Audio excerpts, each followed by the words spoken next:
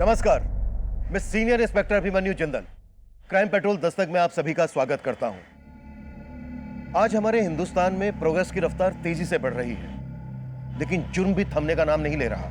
यह बढ़ता हुआ क्राइम ग्राफ पुलिस फोर्स के लिए प्रोफेशनल चैलेंज तो है ही, साथ ही जाती तौर पर जब पुलिसमैन रोजाना कत्ल और कातिल की इतनी बेरहमी देखता है तो उस पर भी इसका जरूर असर पड़ता है। एक तरफ हम तरक्की की ओर बढ़ रहे हैं, भाग रहे हैं, दूसरी तरफ जुर्म भी हमारे साथ बढ़ रहा है। ये बढ़ता हुआ जुर्म और घटती हुई इंसानियत कहीं समाज के लिए कोई दस्तक तो नहीं?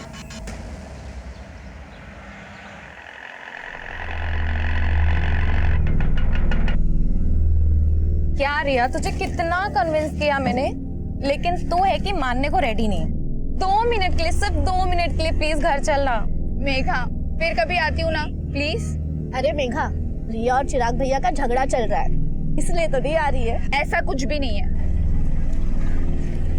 फिर भी मेरा फिगर मेंटेन है, खुद को देखो। चिप्स खाकर और भी नमकीन होती जा रही हो। वर्षा और मेघा रायवाची बहनें, अरे काम कर देना, हम लोग भी अपना नाम बदलकर बादल और मेघ रख लेते हैं, फिर चारों मिलकर बिजलियां कड़काएंगे। भाई मजा आ जाएगा। हाय हाय।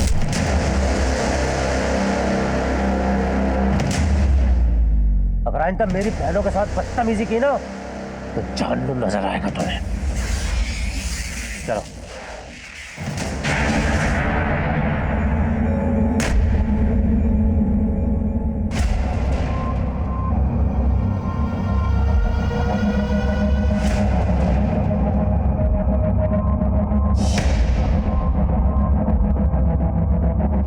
यहाँ क्यों आया? चिराग, तमीज से पेश आओ। तमीज से पेश आओ, चाचा है वो तुम्हारे। चिराग बंद करो ये सब। चाचा जी के बारे में ऐसी कोई गलत बात नहीं सोचनी चाहिए तुम्हें। मुझे क्या सोचा और क्या नहीं सोचा अच्छी तरह पता है जीजा जी। अब मैं बच्चा नहीं रहा।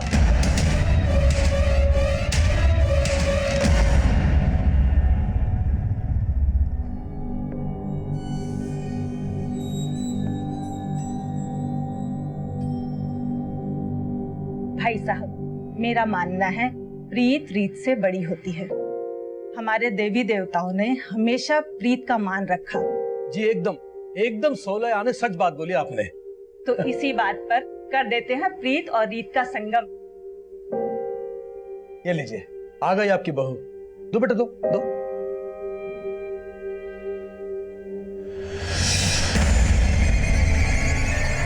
चाय इधर है। चाय, थैंक यू। माँ, मुझे ये शादी नहीं करनी है। जो लड़का शादी से पहले मुझे बाज की तरह से घूर घूर के देख रहा था, वो शादी के बाद पता नहीं क्या करेगा मेरे साथ। ना बाज अपनी बाजीगिरी से बाज आएगा और ना तेरे पापा अपने फैसले से बदलने वाले हैं, समझी? पर ये फैसला मेरी जिंदगी, मेरे सपने, सब कुछ तबाह कर देगा, और ऐसा मैं होने नहीं दूंगी। क्या हो रहा है यहाँ पे? क्या होता मचा रखा है? कुछ नहीं पापा, बस कब गिर गया था। कब गिर गया था? सिर्फ कब नहीं फूटा है? लगता तेरा दिमाग खराब हो गया है।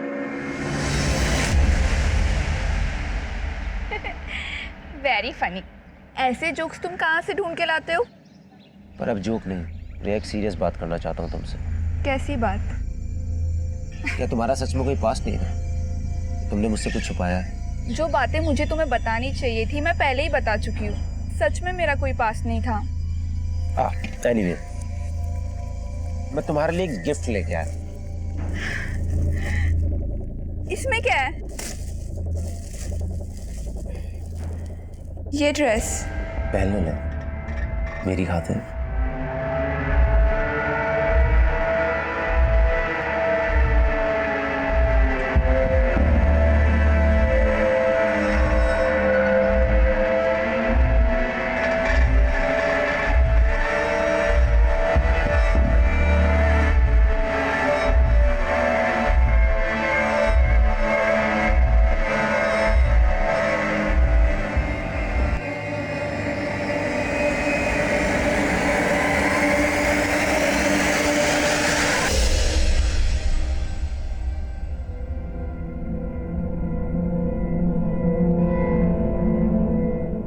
बस बस हो गया, मंडी जाना है मुझे। देर हो रही है।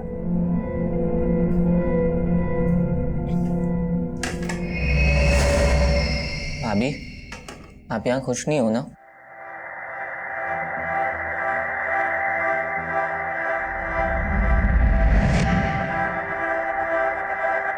क्यों रे? इसको हमदर्द बनने की कोशिश कर रहे हैं। तेरे इरादे ठीक नहीं लग रहे मुझे।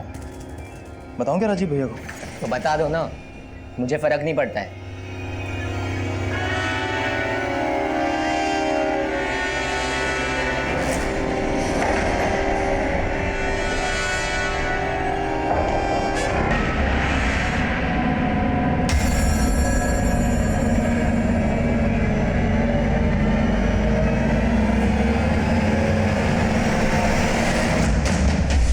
भैया, रिया भाभी का कॉल आया था, आप उनका कॉल नहीं पिक कर रहे हो? कोई झगड़ा वगड़ा हुआ है क्या उनसे? रुको, मैं रिया भाभी को कॉल कर रही हूँ, आप उनसे। कोई जरूरत नहीं, मैं बात कर लूंगा से।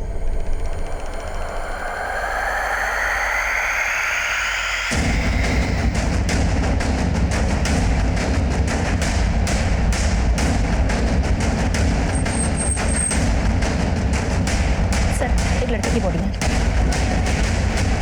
और इसका मोबाइल और घड़ी भी इसके पास ही था। गले में चेन भी है। मर्डर का मोटिव लूट तो नहीं था। देखो आसपास कुछ मिलता है क्या, और बॉडी पोस्टमार्टम के लिए भिजवाओ।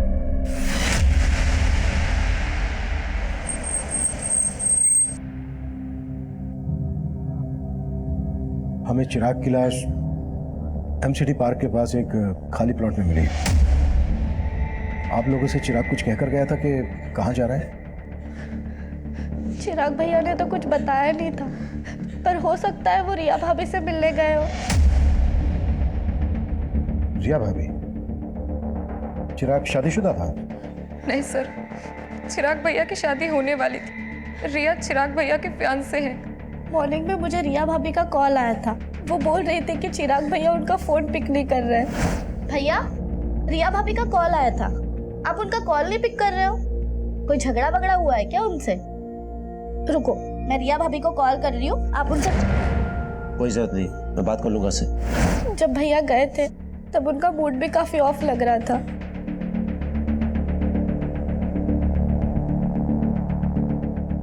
आप लोगों को किसी पर शक है जो चिराग का मर्डर कर दे? सर जरूर ये जतिन और उसके दोस्तों ने किया है। सर कुछ दिन पहले मुझे और वर्षा को भी उनने बहुत परेशान किया था। इतना कुछ हो गया, आप लोगों ने पुलिस कंप्लेन क्यों नहीं की? चिराग भैया को लगा कि वो दोबारा ऐसी हरकत नहीं करेंगे।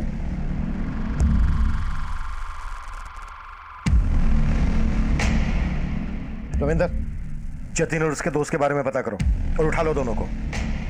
सर एक बात है, हमें क्राइम सीन से चिराग का फोन मिला था। हमने फोन चेक किया तो उसको लास्ट कॉल रिया ने किया था। और सर उन दोनों में करीब 5 मिनट बात हुई है। चिराग की बहनों की बातों से ऐसा लग रहा था जैसे चिराग और रिया के बीच झगड़ा हुआ। इस रिया से भी मिलना पड़ेगा।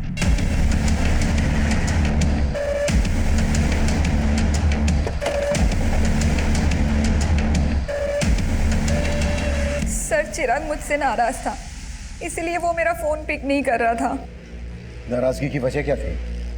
एक्चुअली मेरे पेरेंट्स का कहना था कि शादी के पहले हमें ज़्यादा नहीं मिलना चाहिए और वो मुझसे मिलना चाहता था। मैंने उसे मना कर दिया तो उसे ये बात बुरी लग गई। चिराग की फोन पर आखिरी बार बात तुमसे हुई थी, क्या बातें हुई थी तुम दोनों के बीच?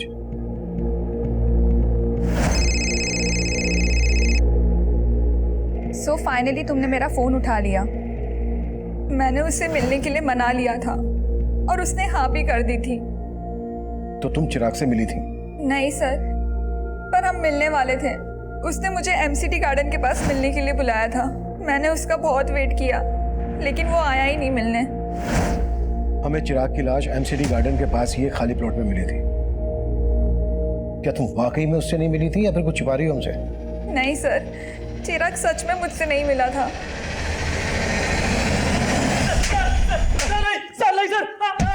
सर नहीं, सर मुझे कुछ नहीं मालूम सर मैंने कुछ नहीं किया सर। तूने नहीं किया तो जतिन ने किया होगा। जतिन कहाँ है? सर जतिन 2 दिन पहले सर कुरुक्षेत्र गया था सर, और सर चिराग का मर्डर तो सर कल हुआ था। सर जतिन ने भी चिराग को नहीं मारा सर। अगर जतिन ने चिराग को नहीं मारा है तो वो अपना फोन बंद करके क्यों बैठा है? और कुरुक्षेत्र में कहाँ है वो? सर मुझे नहीं मालूम सर, मैं सर बोल रहा हूँ सर। नहीं मानेगा तो नहीं नहीं नहीं नहीं।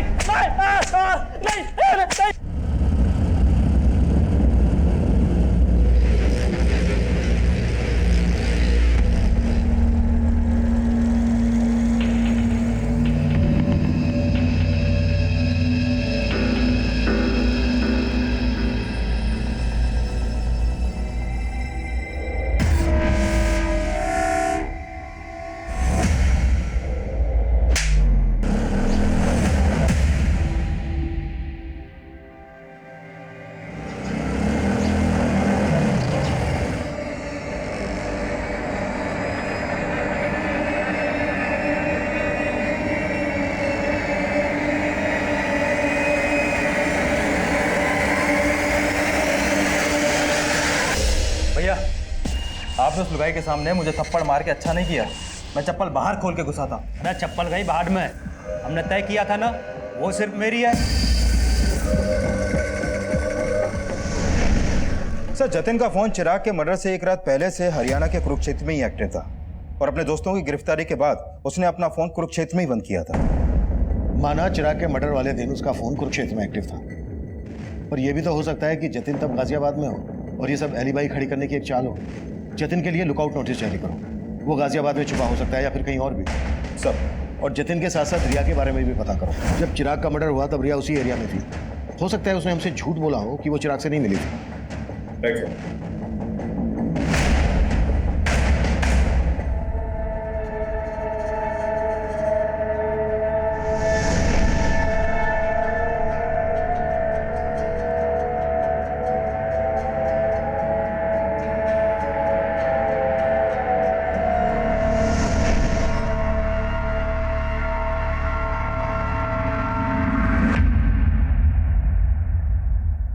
पानी पियो, लो पानी पियो। मैं समझ सकता हूँ कि किस्मत ने फिर से एक बहुत बड़ा घाव दिया, लेकिन अपने बाकी के बच्चों के लिए तुम्हें इस दुख से उभरना पड़ेगा ना। ऐसा काम थोड़ी चलेगा। चिराग के जाने के बाद चाचा जी को तो लाइसेंस मिल गया आने का। मुझे कुछ ठीक नहीं लग रहा है।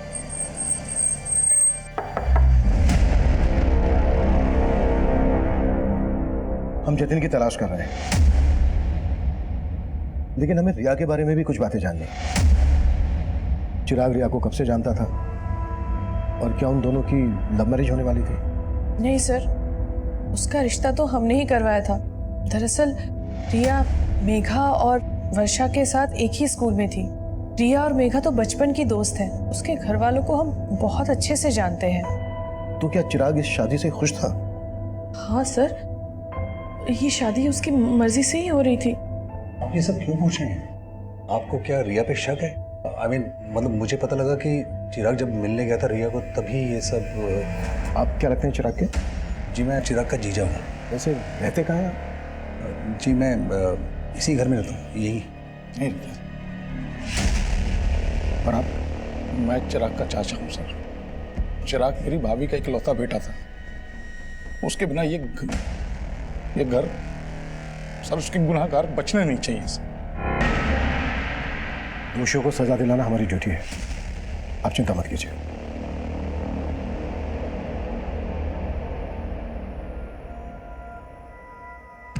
चिराग के चाचा और जीजा को ज्यादा ही कंसर्न लग रहे थे। चिराग के फादर थे नहीं, जीजा घर जमाई। चेक करो कोई पर्सनल या प्रॉपर्टी को लेकर इश्यू तो नहीं था इन लोगों के बीच।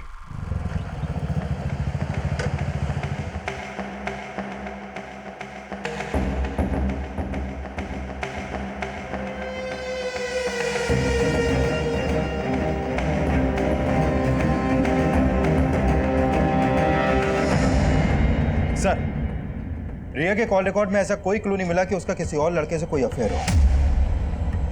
रिया के पड़ोसी और बाकी रिश्तेदारों से पता करो, शायद कोई क्लू मिल जाए। सर, कुरुक्षेत्र पुलिस से जतिन से जुड़े एक और आपराधिक मामले के बारे में पता चला है। सर, जिस दिन चिराग का मर्डर हुआ था उसी दिन जतिन ने कुरुक्षेत्र से एक बाइक चुराई थी। कुरुक्षेत्र पुलिस भी जतिन को ढूंढ रही है। हो सकता है जतिन उसी बाइक से गाजियाबाद आया हो। लेकिन सर, क्राइम सीन के आसपास के सारे सीसीटीवी फुटेज हमने खंगाल डाले थे। उनमें जतिन ने जो बाइक कुरुक्षेत्र से चुराई थी वो कहीं नहीं देखी गई। सर हो सकता है वो बाइक सोनीपत में हो। सोनीपत? हाँ सर, क्योंकि लास्ट टाइम जब चिराग ने रिया को कॉल किया था तब उसका फोन सोनीपत में ही एक्टिव था। ये भी तो हो सकता है कि चिराग का मर्डर सोनीपत में किया गया हो और बनाया गया हो।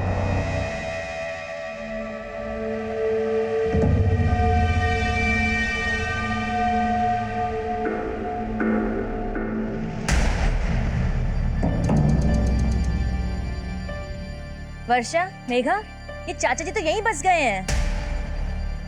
उनका छोड़ो दीदी, आप और जीजा जी कब जा रहे हो?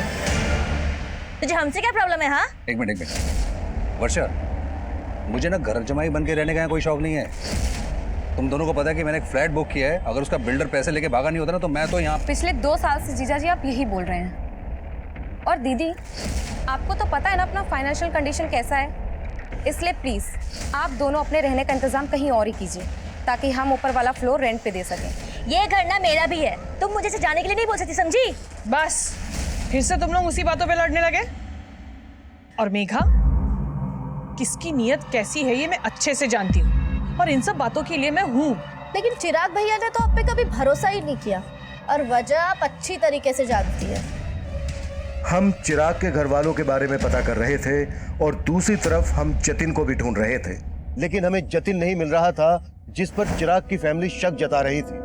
चिराग की मंगेतर रिया भी हमारे रडार पर थी, लेकिन इस केस से जुड़ा एक अलग ही एंगल तब हमारे सामने आया जिसने इस केस को अचानक से एक घुमाव दे दिया। सर, हमने उस दिन के सोनीपत के एरिया के सीसीटीवी खंगाले थे जब चिराग का फोन वहां पर एक्टिव था, लेकिन उसमें से किसी भी फुटेज में चिराग कैप्चर नहीं हुआ।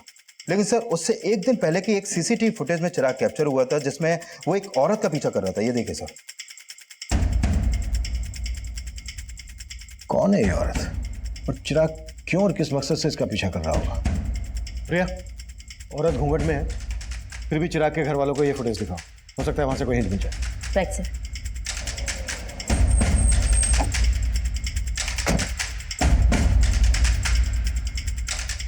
आप जानती हैं ये औरत कौन हो सकती है?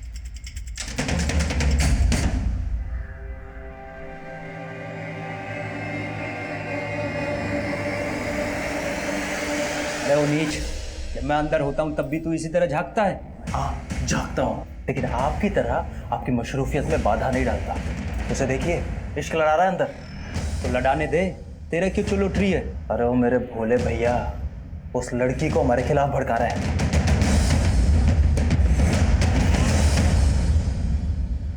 सर, चिराग की फैमिली इस औरत को आइडेंटिफाई नहीं कर पाई। वो लोग खुद कंफ्यूज है कि आखिर चिराग किसी औरत के पीछे क्यों जाएगा।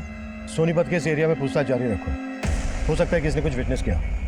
सर, सुजाता के जिस रिश्तेदार ने रिया और चिराग का रिश्ता करवाया था, मेरी उनसे बात हुई। उनका कहना है कि चिराग के मर्डर वाली सुबह उनको रिया की माँ का कॉल आया था और वो रिया से चिराग का रिश्ता तोड़ना चाहती थी, लेकिन उससे पहले चिराग का मर्डर हो गया सर। यानी चिराग और रिया की स्टोरी में कोई और भी एंगल है। रिया की मदर ये रिश्ता तोड़वाना चाहती थी तो जाहिर सी बात है रिया को ये बात पता होगी, लेकिन रिया ने हमसे बताई नहीं। इस रिया से दोबारा मिलते हैं। अरे बाबली, अरे रो क्यों रही है? अरे आज रोने का दिन ना है, आज तो हंसने का मौका है। अरे अपना मुकुल है ना, उसका हैप्पी बर्थडे है और उसे आज मैं अपना दिन तोहफे में दूंगा।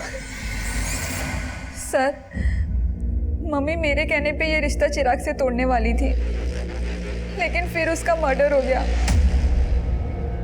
मुझे इसलिए कुछ समझ में नहीं आ रहा था कि आप लोगों को ये बात बोलूं या ना बोलूं। समझ में नहीं आ रहा था? क्या फिर जानबूझकर ये बात हमसे छुपाई गई? नहीं सर, ऐसा कुछ भी नहीं है।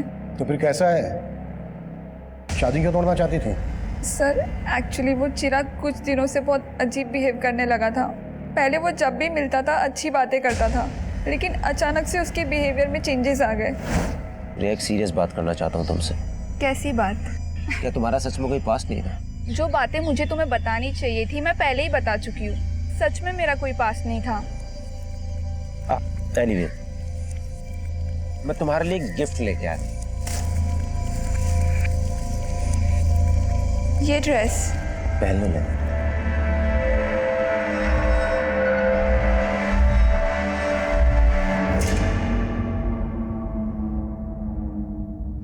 सर, मुझे नहीं पता उसके मन में क्या चल रहा था, लेकिन उस दिन के बाद से वो बहुत अजीब अजीब सवाल करने लगा।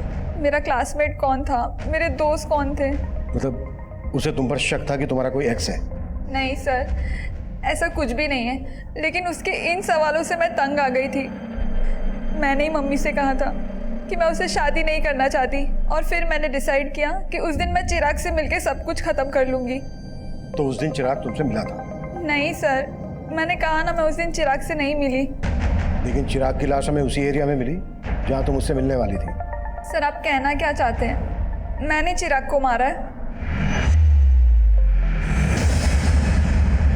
सर माना रिया के बयान से लग रहा है कि चिराग को डाउट था कि रिया का कोई पास्ट होगा, लेकिन जितना हमने रिया के बारे में पता किया उससे कहीं नहीं लगा कि रिया की लाइफ में कोई और लड़का भी होगा। लेकिन सवाल यह है कि चिराग को शक क्यों था?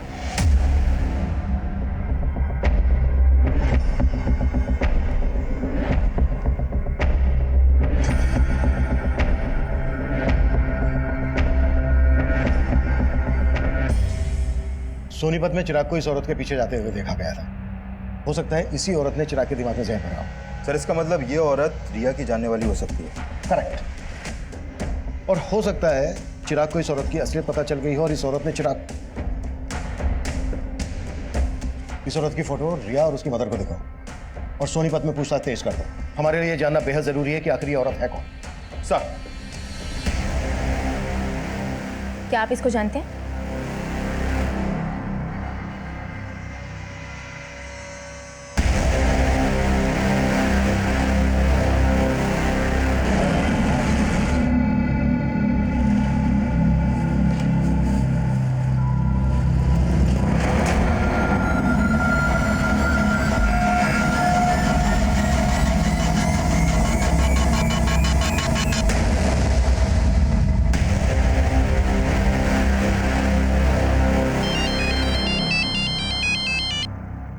हेलो,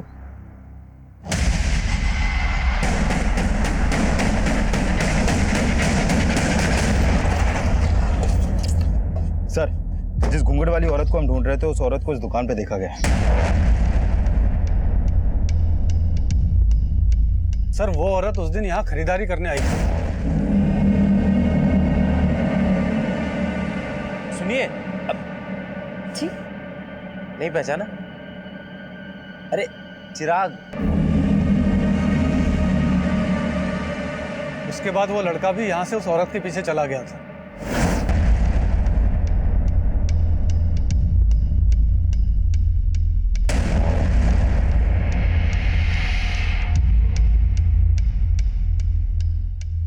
ये औरत पहले भी आती थी?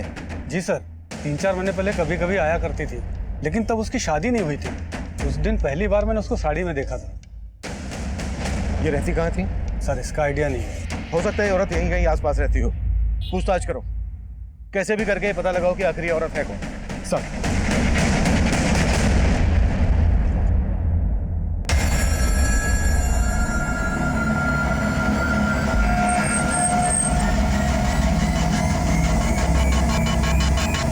हम सोच ही नहीं पा रहे थे कि उस घूंघट वाली लड़की की चिराग के मर्डर में क्या भूमिका होगी, लेकिन उसी दौरान कुरुक्षेत्र पुलिस से हमें जतिन से जुड़ी एक अहम लीड मिली और आखिरकार हमने जतिन को धर ही लिया।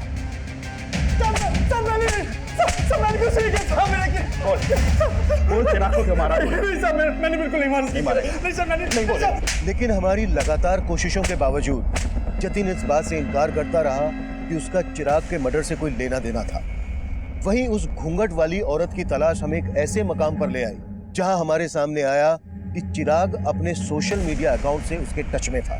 वहीं उस लड़की का सोशल मीडिया प्रोफाइल उसका एक नया रूप लेकर हमारे सामने आया। साइबर सेल ने चिराग के फेसबुक अकाउंट को क्रैक किया है। सर इसके अकाउंट में इस लड़की का प्रोफाइल रितु सिंह के नाम से है और चिराग के मर्डर से पहले तक इन दोनों के बीच में काफी चैटिंग हो रही थी। तुम रिया से शादी करके बहुत बड़ी गलती कर रहे हो। रिया का कई लड़कों के साथ अफेयर था और मेरे एक फ्रेंड को भी उसने धोखा दिया। तुम्हें विश्वास नहीं हो रहा है ना मेरी बात पर? मेरे फ्रेंड ने मुझे बताया कि रिया की बेड पर पिल है जो वही जान सकता है जिसका उसके साथ फिजिकल रिलेशन था। सर यानी ये रितु रिया को भी जानती है और उसके बॉयफ्रेंड को भी। लेकिन रिया ने रितु का फोटो आइडेंटिफाई नहीं किया और ना ही उसकी बैकग्राउंड से हमें यह पता चला है कि रिया का किसी के साथ कोई अफेयर था। हो सकता है कि रितु रिया के खिलाफ चिराग को भड़का रही हो। चिराग ने अपने मर्डर से एक दिन पहले मैसेज किया था कि मैंने तुम्हें सोनीपत में देखा था लेकिन तुमने मुझे देखकर अनदेखा किया। और उसके जवाब में ये लिखती है, उस समय मुझे कुछ सूझा नहीं था, मैं तुमसे दोबारा मिलने के लिए तैयार हूँ। उसके बाद कोई चैटिंग नहीं हुई। सर इसका मतलब चिराग इस लड़की से मिला होगा और ज़रूर चिराग के मर्डर में इसी लड़की का हाथ होगा सर। लेकिन इनकी चैटिंग से ऐसा लग नहीं रहा है कि सिर्फ ऑनलाइन फ्रेंड थे, शायद इससे कुछ ज़्यादा था। May be affair. लेकिन सर चिराग के कॉल रिकॉर्ड में तो ऐसे किसी भी रितु नाम की लड़की का कोई नंबर नहीं मिला है। लेकिन चैट से ऐसा लग रहा है कि इन दोनों के बीच सिर्फ चैटिंग नहीं होती थी, फ़ोन पर भी बातें होती होंगी, शायद इंटरनेट कॉलिंग। मामला जिल्टेड लवर का लग रहा है। लुक, चिराग और रितु एक दूसरे को पसंद करते थे, लेकिन चिराग रिया से शादी करने वाला था, तो हो सकता है रितु को ये बात पसंद नहीं हो और इसलिए उसने रिया के खिलाफ चिराग के दिमाग में जहर भरा हो, और जब उसे लगा कि उसका प्लान फेल हो रहा है तो उसने चिराग को मरवा दिया। पर इस लड़की का प्लान तो ऑलमोस्ट सक्सेस हो ही चुका था सर, क्योंकि रिया चिराग को शादी के लिए मना ही करने वाली थी। लेकिन इससे पहले कि रिया चिराग से मिल पाती, चिराग का मर्डर हो गया। एक काम करो, रितु के बारे में सब कुछ पता करो।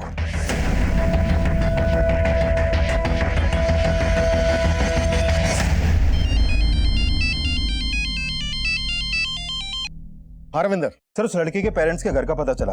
उस लड़की का असली नाम छाया है। छाया? लेकिन उसका प्रोफाइल तो रितु के नाम से था। है कहाँ ये लड़की? उसके पेरेंट्स ने उससे ज्यादा बात तो नहीं की सर, लेकिन हाँ, पड़ोसियों से पता चला है कि छाया की शादी 3 महीने पहले ही हो गई थी और उसका ससुराल कुरुक्षेत्र में कहीं पर है। लेकिन उसके पेरेंट्स तुमसे बात क्यों नहीं कर रहे हैं? सर, छाया के पेरेंट्स के कॉल रिकॉर्ड में छाया का नंबर तो मिला ही है, लेकिन उसके अलावा 2 नंबर और मिले हैं कुरुक्षेत्र के। ये देखिए सर,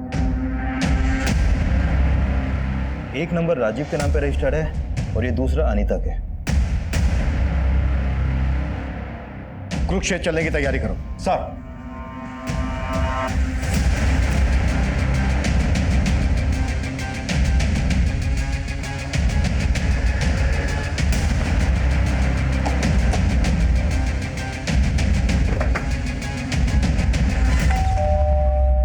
जी, हम छाया से मिलने आए हैं। हमें पता चला है कि उसकी यहीं पर शादी हुई है। जी, वो मेरी बीवी है, लेकिन आप उससे क्यों मिलना चाहते हो? हमें केस के सिलसिले में उससे बात करनी है। केस? कौन सा केस साहब?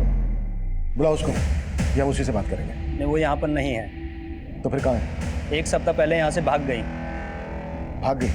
जी, और अब हम उसके बारे में कोई बात भी नहीं करना चाहते हैं। धन्यवाद।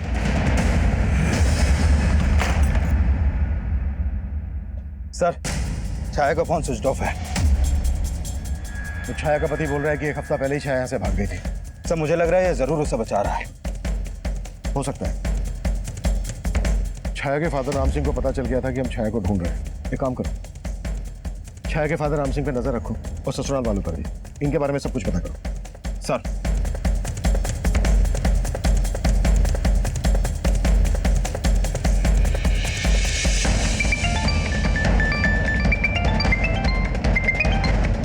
जैन सर। जय हिंद। छाया के कॉल रिकॉर्ड्स आए? जी सर, वही स्टडी करी थी। सर, छाया का फोन 1 हफ्ते पहले सोनीपत में ही बंद हुआ था। भैया, जहाँ पर छाया के पेरेंट्स रहते हैं, हो सकता है छाया वहीं छुपी है। पता करो। जी सर। और सर, छाया के कॉल रिकॉर्ड के हिसाब से गाजियाबाद का एक नंबर मिला है जिस पर उसकी काफ़ी बातचीत होती थी। किसका नंबर है? सर, ये नंबर किसी जितेंद्र वशिष्ठ के नाम पर रजिस्टर्ड है। नंबर स्विच ऑफ है या एक्टिव है? सर, एक्टिव है। इस जितेंद्र को थाने बुलाओ। जी सर। सर, जितेंद्र वशिष्ठ आ गया है। बुलाओ। सर, छाया मेरी स्टूडेंट थी। मैं जिस कॉलेज में पढ़ाता था, छाया 3 महीने पहले तक वहाँ पढ़ती थी। 3 महीने पहले तक पढ़ती थी? लेकिन बात तो तुम दोनों के बीच 1 हफ्ते पहले तक हो रही थी। तुम दोनों के बीच सिर्फ टीचर और स्टूडेंट वाला रिश्ता था या फिर? नहीं सर, छाया मेरी स्टूडेंट थी। वो मेरी बहुत रिस्पेक्ट करती थी सर। थी? मतलब अब कहाँ है वो? सर, मैं आपको सब कुछ बताता हूँ। दरअसल छाया एक ऐसे कम्युनिटी से बिलोंग करती है जहाँ एक ही लड़की की शादी परिवार के सभी बेटों के साथ कर दी जाती थी। What?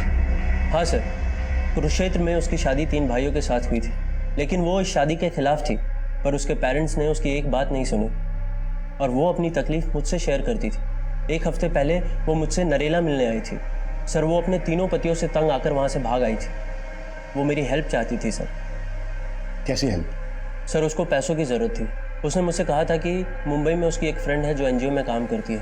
मैंने उसे मुंबई जाने के लिए 10,000 रुपये भी उधार दिए थे और फिर उसके बाद वो चली गई। लेकिन फोन तो उसका अभी बंद आ रहा है। सर मुझे भी ये समझ में नहीं आ रहा है। अच्छा, मुंबई में कहाँ जाने वाली थी वो और किस फ्रेंड की बात कर रही थी? सर इस बारे में उसने मुझसे कुछ नहीं बताया।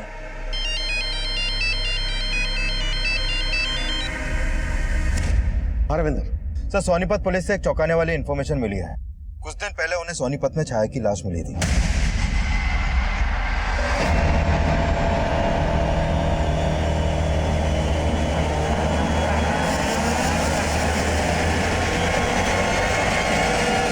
सर सोनीपत पुलिस ने छाया का पोस्टमार्टम करवाया तो सामने आया कि छाया का मर्डर भी चिराग की तरह उसका गला दबा के किया गया था और उसकी मौत 1 हफ्ते पहले तभी हो गई थी जब उसका फोन बंद हुआ।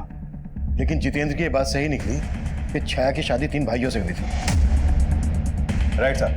और उस गांव में ऐसी कई औरतें हैं जिनके एक से ज्यादा पति हैं और सभी वहां के जमींदार हैं। सर उस गांव की रीति के हिसाब से एक ही परिवार के सभी बेटों की शादी एक औरत से इसलिए करवाई जाती है ताकि जमीन का बंटवारा ना हो, लेकिन औलाद पैदा करने का हक सिर्फ बड़े भाई को होता है। बाकी के भाई उस औरत को सिर्फ एक सेक्स वर्कर की तरह इस्तेमाल करते हैं। सर छाया इस शादी के खिलाफ थी।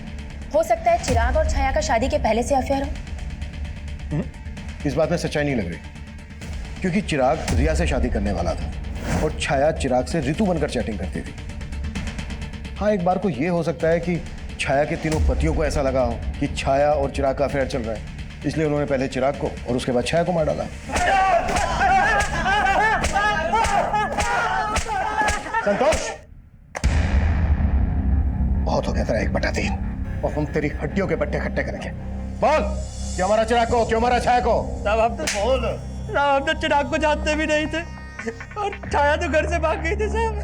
हम सच बोल रहे हैं साहब, हमने कुछ नहीं किया। झूठ ना बोलो साहब, इन दोनों ने ही मारा है छाया को।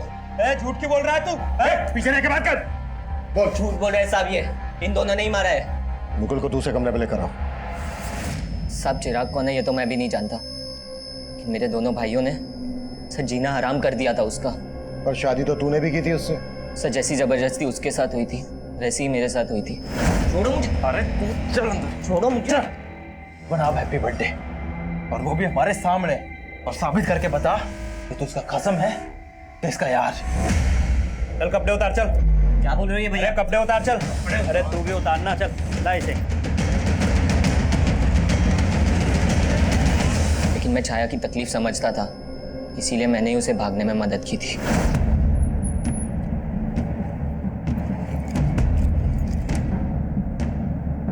साहब वो गाजियाबाद बोल के निकली थी, लेकिन मेरे दोनों भाई उसे बाद में ढूंढ रहे थे। सच सच बता दे, कहाँ भेजा तूने उसे? नहीं भैया, मैंने उसे नहीं भगाया है। मम्मी कसम, मैंने उसे नहीं भगाया है। मम्मी आप तो... सर मुझे पक्का यकीन है उन्होंने उसे ढूंढ के मार दिया होगा। हमें पता चला है गाजियाबाद में वो अपने एक टीचर जितेंद्र से मिली थी, उससे 10,000 रुपये भी उधार लिए और वहाँ से सीधे मुंबई जाने वाली थी। मुंबई में उसकी एक फ्रेंड है जो एनजीओ में काम करती है। उसकी ऐसी किसी फ्रेंड को जानते हो जो मुंबई में रहती है? नहीं साहब, उसने तो बस मुझे इतना ही बताया था कि वो गाजियाबाद में अपने किसी दोस्त से मिलने जा रही है। इसके अलावा उसने मुझे कुछ नहीं बताया था साहब। सर मैंने चिराग के कॉल रिकॉर्ड्स में एक नंबर आइडेंटिफाई किया है जिस पर उसकी काफ़ी बात होती थी। वो नंबर उसके दोस्त उमेश का है सर। सर मैं और चिराग एक ही स्कूल में पढ़ते थे, हम दोनों काफ़ी अच्छे दोस्त थे। तुम्हें क्या लगता है चिराग का मर्डर किसने किया होगा? उसको नापसंद करने वाले उसके घर वाले भी। मतलब किसकी बात कर रहे हैं? सर एक तो उसके चाचा, चिराग से उनकी बिल्कुल नहीं बनती थी, और मैं अपने जीजा से भी तंग आ गया था। उमेश। हाँ भाई। मैं जीजा जी से ज्यादा ना अपनी बहन नीलम के लिए दुखी हूँ। क्यों? अरे जीजा जी किसी काम के नहीं है। नौकरी ढूंढना तो दूर की बात, हमारे घर में आके बैठ गए। मैं दीदी की वजह से चुप हूँ, नहीं तो। सर चिराग के जीजा की उनके घर पर भी नजर थी, और एक बार तो उन्होंने चिराग की माँ के गहने तक गायब किया। चिराग के जीजा ने चोरी भी की थी? हाँ सर, और कहानी ये बताई कि गहने किसी ने लूट लिया। मैं सुनार के पास से जब आया तो यहाँ पर आया, ये यहाँ पर ये एक आदमी मिला, इसने मुझे चूल्हा दिखाया, मैंने यहाँ से गहने लिए और वहाँ कहीं भाग गया वो। लेकिन चिराग ने कंप्लेंट करने से मना कर दिया था, क्योंकि उसे पता था कि अगर वह कंप्लेंट करेगा तो चिराग का जीजा ही झूठा साबित होगा और घर की बदनामी होगी। चिराग को अपने चाचा के साथ क्या प्रॉब्लम थी? सर आप जैसा सोच रहे हैं सब बिल्कुल नहीं। माना कि चिराग मुझे पसंद नहीं करता, लेकिन सुजाता भाभी में चिराग की जान बसती, तो मैं उसे कैसे मरवा सकता हूँ? चिराग में सुजाता की जान बसती थी और तेरी जान सुजाता में बसती है, इसलिए सुजाता की जिंदगी में जगह बनाने के लिए तूने चिराग को मरवा दिया। क्या सर? जब चिराग का मर्डर हुआ मैं तो शहर में था ही नहीं सर, मैं तो शहर के बाहर था सर। तेरे सारे कांड पता कर लिए हमने, कभी चिट फंड का तो कभी नकली पेपर्स बनवाकर प्रॉपर्टी का धंधा, बहुत लोगों को चूना लगाया तूने, और वो तू घर बिकवा कर भी नीलम का हिस्सा लेना चाहता था, और तेरे रास्ते का रोड़ा था चिराग। सर आप मेरे और भाभी के रिश्ते को लेकर गलत सोच रहे हैं। दरअसल उमाशंकर भाई साहब कई साल पहले गुजर गए, तो भाभी का ख्याल मेरे अलावा कौन रखता? फिर तेरे बीवी बच्चों ने तुझे क्यों छोड़ा? सब पता कर लिया हमने, उन्हें भी यही लगता है कि तेरा और तेरी सुजाता भाभी का चक्कर चल रहा है। गलत फहमी है सर उनको, जैसे चिराग को थी, और चिराग ने इन सब बातों को तूल दिया सर।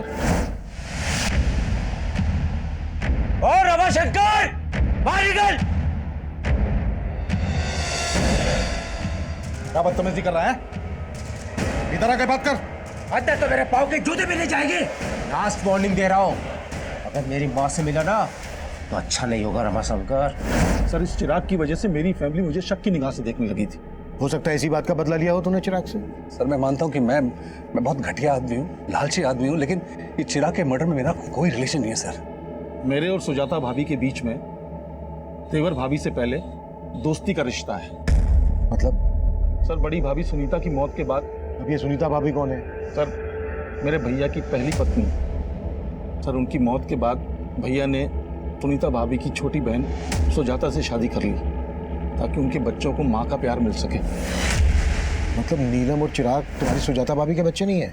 नहीं सर, वो बड़ी भाभी के बच्चे हैं, लेकिन सुजाता ने मेघा और वर्षा से ज्यादा उन दोनों का ख्याल रखा। सर सुजाता जब शादी होकर यहाँ आई थी तो उसकी उम्र बहुत कम थी, तो भैया ने मुझे जिम्मेदारी दी कि मैं एक दोस्त की तरह उनका ख्याल रखूं। सर जो रिश्ता भैया ने बनवाया था ना, उस पर चिराग ने दिल खोल के कीचड़ उछाला है सर।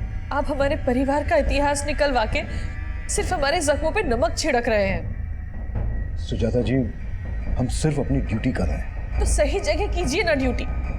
मेरे बेटे के मर्डर में किसी घर वाले का नहीं बल्कि बाहर वाले का हाथ है। प्लीज प्लीज हमें तंग करना बंद कर दीजिए। सर छाया के कॉल रिकॉर्ड में मुंबई का एक भी नंबर नहीं मिला है, और ऐसा कोई लीड भी नहीं मिला है जिससे पता चले कि उसका कोई रिश्तेदार मुंबई में होगा। मतलब जितेंद्र ने झूठ बोला था हमसे? कुंडली निकालो इसकी। सर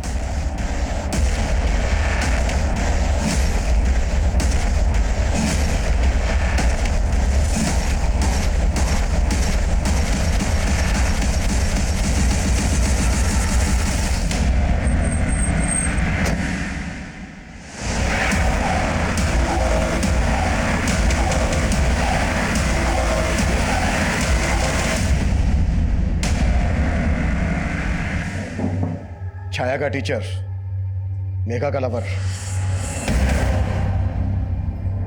मेघा मुझे सांत्वना देने आई, उसके बाद से सर हमारा फिर से मिलना चालू हो गया सर। और मेघा ने बताया कि इसके फादर के डेथ के बाद से नौकरी कंपैशन के आधार पर नौकरी किसी एक बच्चे को मिल सकती थी, और चिराग अच्छा खासा पढ़ा लिखा था, वो चाहे तो कोई दूसरी नौकरी कर सकता था, लेकिन नहीं, माँ ने ये नौकरी उसके नाम कर दी। मुझे लगा अगर मैं चिराग को मार दूंगी तो ये नौकरी मेरे नाम हो जाएगी। मुझे मालूम था छाया जितेंद्र की स्टूडेंट थी, इसलिए जितेंद्र की मदद से हमने छाया की फोटो यूज की और रितु नाम की एक फेक प्रोफाइल बनाई और चिराग को फ्रेंड रिक्वेस्ट भेजी, और उसने वो रिक्वेस्ट एक्सेप्ट भी कर ली। धीरे धीरे हमारी नॉर्मल बातें होने लगी। फिर एक दिन चैटिंग के थ्रू चिराग ने मुझे कहा कि उसे रिया से शादी करनी है। बस इसी मौके का फायदा उठाकर मैंने चिराग को कहा रिया की फोटो भेजने के लिए, और फिर मैंने उसे लिखना शुरू किया कि मैं रिया को जानती हूँ, और फिर धीरे धीरे चिराग के मन में रिया के खिलाफ शक पैदा करवाया। और चिराग तुम्हारे उन मैसेजेस पर बिना सोचे समझे भरोसा करने लगा था? नहीं, मैं रितु बनकर कभी कभी किसी ऐप के जरिए उसे वॉइस कॉल करती थी। एक तरफ चिराग और रिया का रोज झगड़ा होने लगा, और दूसरी तरफ चिराग मुझसे बार बार मिलने की रिक्वेस्ट करने लगा। उसी दिन उसने छाया को सोनीपत में देख लिया, और छाया ने उसे देखकर जिस तरह से रिएक्ट किया उसे शक होने लगा। इसीलिए मैंने रितु बनकर उसे कॉल किया और उसे मिलने के लिए बुलाया। और तुम्हें पता था चिराग और रिया एमसीडी गार्डन में मिलते थे, इसलिए तुमने उसको वहीं पर मिलने के लिए बुलाया।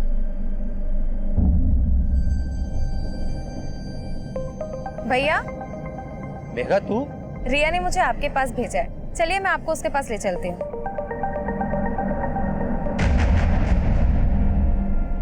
आया हूँ। भैया बस आती होगी। मुझे पता था आप लोग किसी ना किसी तरह छाया तक पहुंच जाएंगे। और इसलिए छाया को मैंने कहा कि तुम अपने पति को छोड़कर भाग जाओ, और उससे मैंने कहा कि मैं एक एनजीओ के बारे में जानता हूँ। और वो जब मिलने आई तो हमने। और ये तुमने सिर्फ नौकरी पाने के लिए किया? नहीं, ये बंटवारे के प्यार से थक गई थी मैं, तंग आ गई थी। हर वक्त नीलम, चिराग। सुजाता जी, चिराग और नीलम की सौतेली माँ थी। तुम्हारी तो अपनी माँ है, सगी। लेकिन क्या फायदा, वो तो उन दोनों से प्यार करती थी ना। पापा की मौत के बाद उनके पेंशन और पीएफ के 50 लाख रुपए मिले थे, लेकिन वो नीलम और उसके निकम्मे पति के घर बसाने में लगाना चाहती थी। लेकिन चिराग तो तुम दोनों बहनों से प्यार करता था। क्या करती मैं इसे प्यार का? माँ का सारा प्यार, प्रॉपर्टी, पापा के पैसे सब रख लेता वो।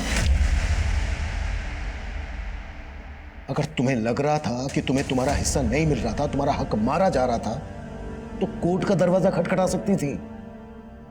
ये सब करके मिल गया तुम्हें तुम्हारा हिस्सा, तुम्हारा हक। चिराग ने मेघा को कभी अपनी सौतेली बहन नहीं समझा, लेकिन वो इस दस्तक को नहीं भाप पाया कि जिस बहन की रक्षा के लिए वो किसी भी हद तक जा सकता है, वो बहन खुद उसकी भक्षक बन जाएगी। सुजाता की ये कोशिश कि वो चिराग और नीलम की अच्छी मां साबित होगी, उसे उसके ही बच्चों से दूर कर दिया। चिराग के लिए नफरत मेघा में एकाएक नहीं पनपी होगी, बल्कि सालों से पनप रही हो। तो क्या सुजाता ने मेघा के अंदर उबलते गुस्से को कभी नहीं भापा? या फिर उसे दस्तक मिली थी, लेकिन उसने उस दस्तक को महसूस नहीं किया? उम्र के हर पड़ाव पर जब जब हम अपना बचपन याद करते हैं, तब तब सबसे पहले हमें हमारे भाई बहन और माता पिता याद आते हैं।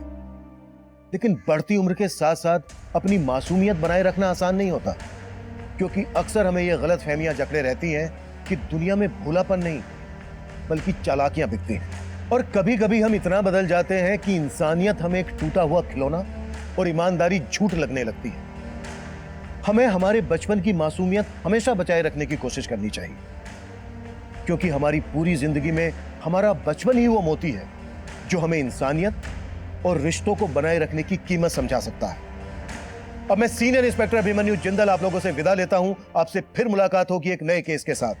देखते रहिए क्राइम पेट्रोल दस्तक। मकसद बताना नहीं, बचाना।